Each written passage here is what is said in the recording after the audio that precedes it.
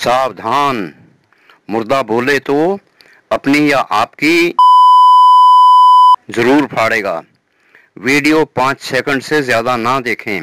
Video देखने की बजाय अपनी पसंद की आती जाती आइटमें देखते हुए वीडियो के डायलॉग सुनें, बहुत मजा आएगा। मुर्दा बोले तो अपनी फाड़े। अरे घोंचू, तू भी मर गया? हाँ यार, मरना ही पड़ा। तुम भी तो मर गए। तुम्हें क्या हुआ? मुझे भी मरना पड़ गया यार, हार्ट अटैक हो गया। तुम कैसे मरे? मैं तो सर्दी लगने से मर गया।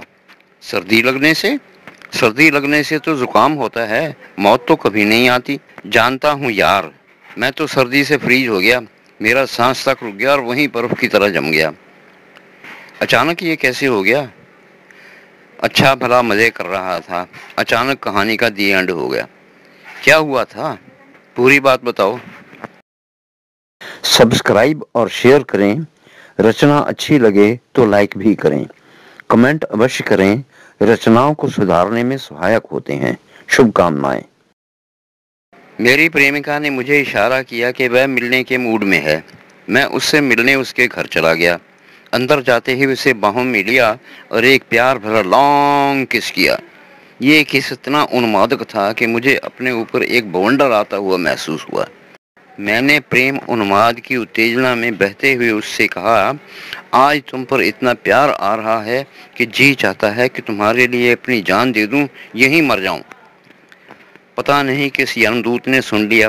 उसी वक्त किसी ने जोर से दरवाजा खटखटाया। प्रेमिका तो छुटक के एकदम से अलग हुई और घबराई हुई कहने लगी, इस वक्त कौन आ गया? पता नहीं कौन है, तुम कहीं छिप जाओ।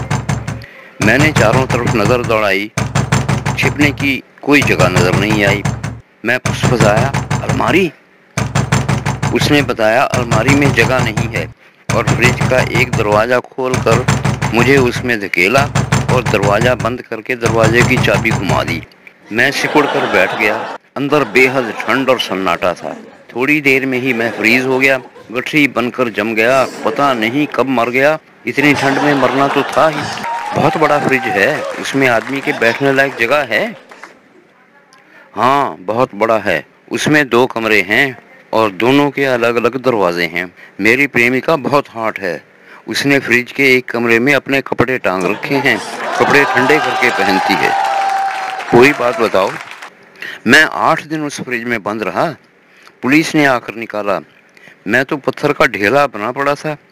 इतना जमा पड़ा था कि पुलिस ने 2 दिन रूम हीटर चलाकर मुझे कमरे में बंद करके रखा। तब कहीं जाकर मेरे शरीर की अकड़ कम हुई और वो लोग मुझे बिस्तर पर लिटा पाए। जब चिता पर मुझे लिटाकर उसमें आग लगाई गई तो मेरी जान में जान आई।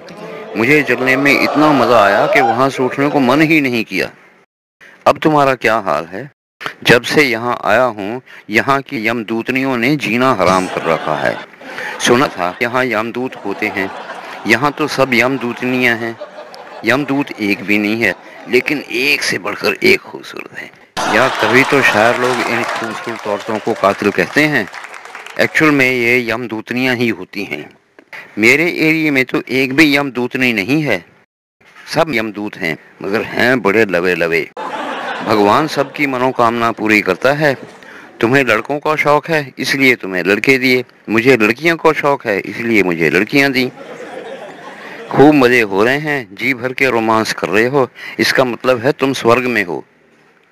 पागल हो गए हो? ये नर्क है। तुम भी नर्क में हो और मैं भी नर्क में हूँ। तो ये बात है। तुम्हारे किए की सजा तुम्हें मिल रही है। सारी यमदूतनियां तुम्हारे पास पहुंच गई हैं।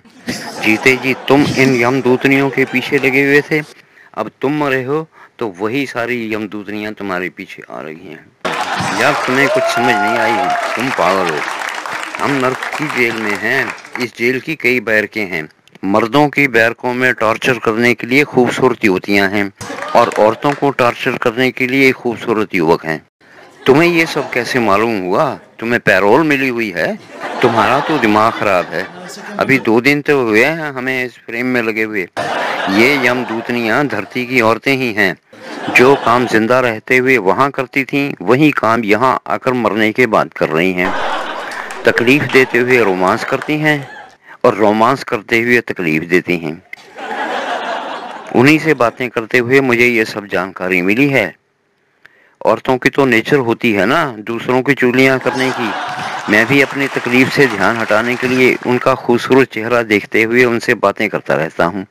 यहाँ भी धरती की तरह ही कैद बा मुशक्कत और कैद बिना मुशक्कत है। तीसरी तस्वीर में सोए हुए पनवाड़ी को देख लो। इसे कैद बिना मुशक्कत मिली है। इसके पास कोई नहीं जाता। जीते जी कुत्तों को प्यार करता था। रोज शराब में टुन होकर सोता था। उस दिन ज्यादा पी तो एक कुत्ते को गुस्सा आ गया और इसे काट लिया। पीने और कुत्ते के काटने से मरा है। जब से मरा है तब से इसका हैंगओवर नहीं उतरा। अपनी बैरक में मदहोश पड़ा है। कुत्ते इसका मुंह चाटते रहते हैं। तस्वीर में देख लो आंखें बंद हैं। हमें कैद बा मुशक्कत और इसे कैद बिना मुशक्कत क्यों? मुझे लड़कियों का शौक था और तुम्हें लड़कों का। इसे कोई शौक नहीं था। शराब से अपने शौक सुला लेता था। भगवान सबकी मनोकामनाएं पूरी कर देता है। ये अभी तक हैंगओवर में है। तो ये बताओ ये खूबसूरत यमदूतनियां तुम्हारे साथ क्या करती हैं?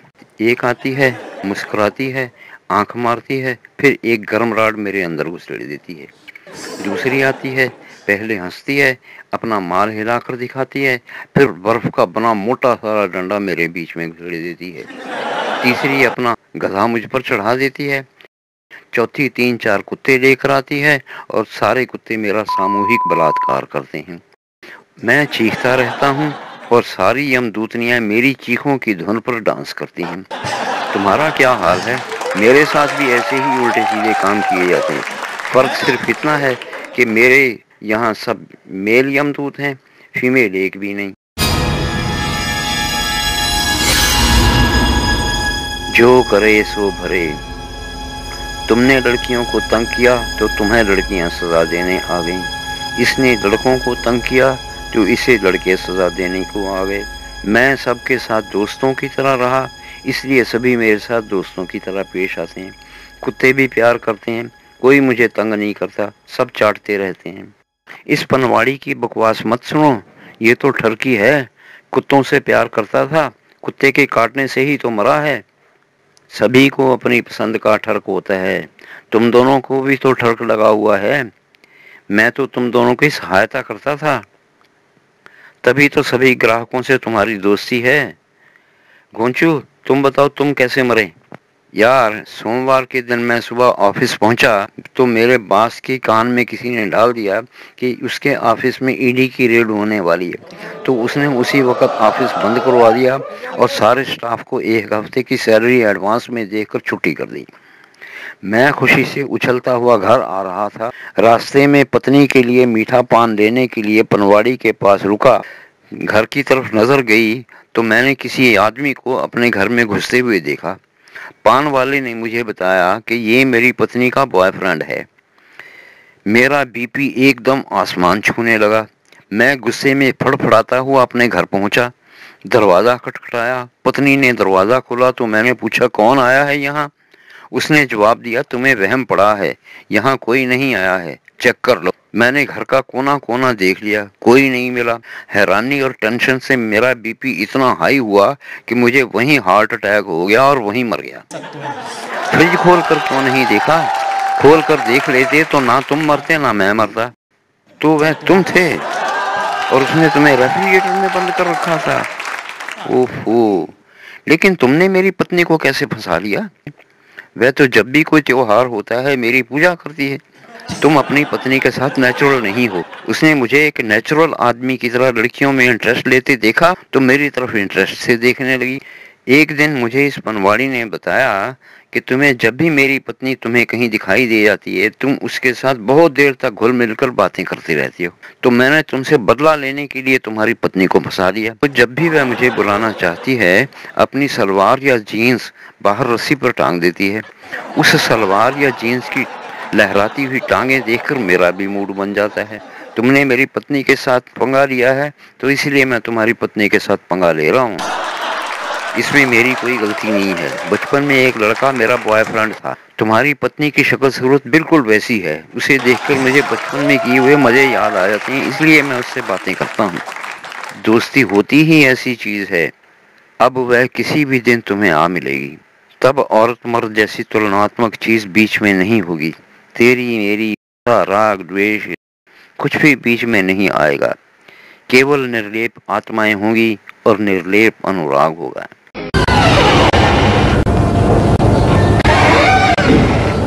अब सब खामोश हो जाओ। हम सब का दोस्त भालू, जिसने हम सब की तस्वीरें अपने घर में लगाए रखी हैं, वो आ गया है। वह हमें बोलता सुनेगा तो वह भी डर के मारे मर जाएगा। ये पाप मोल मत करो, खामोश हो जाओ, खामोश। ये क्या हुआ, कैसे हुआ, क्यों हुआ? पत्नी बाजार गई थी तो मैं चैन की नींद का ख्वाब लेते हुए सोया था। ख्वाब में तो मैं 3 दफा मरा। गालबन ठीक ही है। मुझे क्या बुरा था मरना, अगर एक बार होता। लो, आ गई। क्यों मारती हो डार्लिंग, क्यों डांटती हो डार्लिंग, ये सब है तेरे लिए, क्यों झाड़ती हो डार्लिंग।